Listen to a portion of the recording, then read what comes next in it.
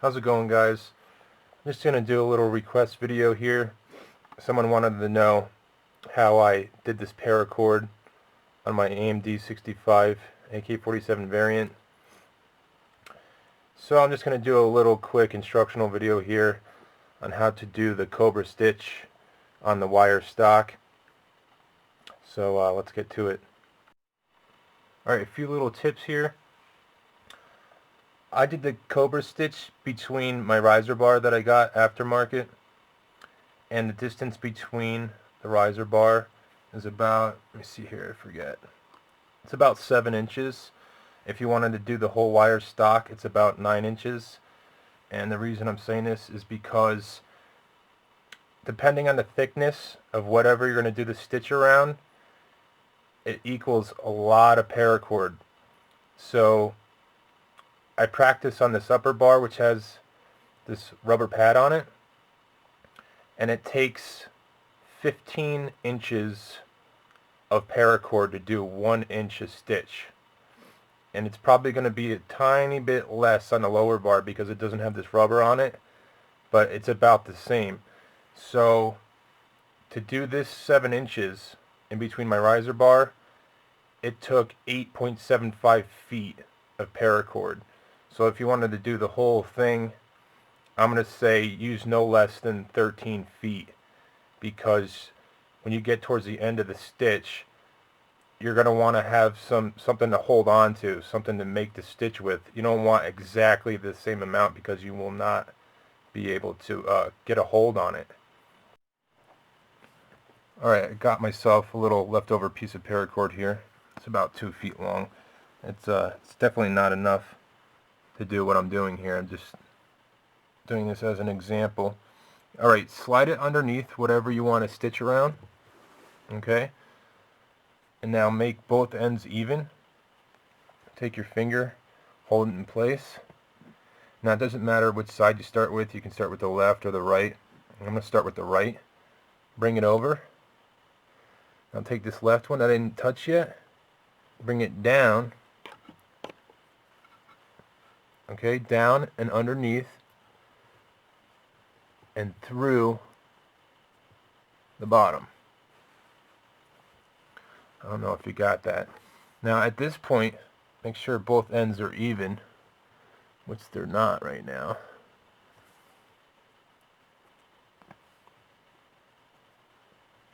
You need to let a little slack through.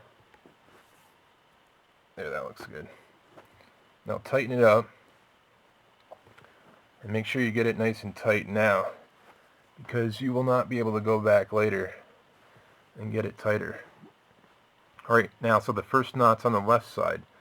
So this left string is going to be what you start the next stitch with. So bring this one over. Take this top one. Bring it over that string. And then underneath and through that loop. Pull it through. Now pull it tight. Okay, let's do that again. Now that next knot is on the right side. So I'm going to bring the right string over, make a loop, take this left string, bring it over that string, underneath the bar, through that loop. Pull it tight.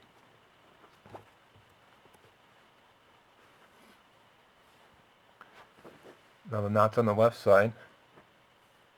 So take the left string, bring it over. Take the top string, bring it over that string, underneath the bar, and through the loop. Pull it tight. Now, like I said, this top bar is a little bit thicker because of that rubber pad, but it takes 15 inches of paracord to do 1 inch up here. And this isn't too thick, the rubber pad, so it's about the same for the bottom wire stock. So like I said, if you have this top riser bar and you just want to braid in between it, you're going to need about 9 feet, and I'd put another foot onto the end of that, so 10 feet, just so that you have some handle, something to hold on to at the end stitch. If you want to do the whole bar, I would suggest using about 13 feet of paracord.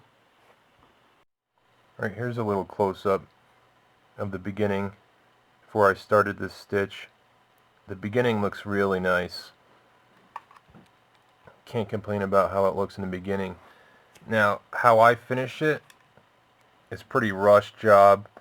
I just tied 2 knots, one for each piece of paracord. I heated it up with a lighter and just squished it. Some guys have a really nice technique where they basically take the end piece and slide it through and underneath the stitch and pull it out.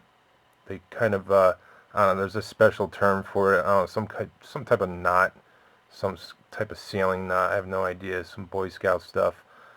I didn't do that. I just rushed it at the end. It doesn't really bother me, but you can do it either way. Here's what my paracord came in. I went to my local outdoor store, and they sell this for pretty cheap. I got 100 feet for around $7 or $8. You can probably get it online for a lot cheaper. Maybe even a whole spool of, like, I don't know, 300 or 500 feet for maybe, I don't know, 20 bucks, 15 bucks online. I suggest probably ordering it online if you don't have any outdoor stores by you. I recently went to a gun show and there was people selling little bags of this stuff, 30 feet for I think $12. They're out of their minds. I don't know how you guys feel about all this stuff going down lately. Everyone's price gouging. They're even price gouging paracord. They're out of their minds.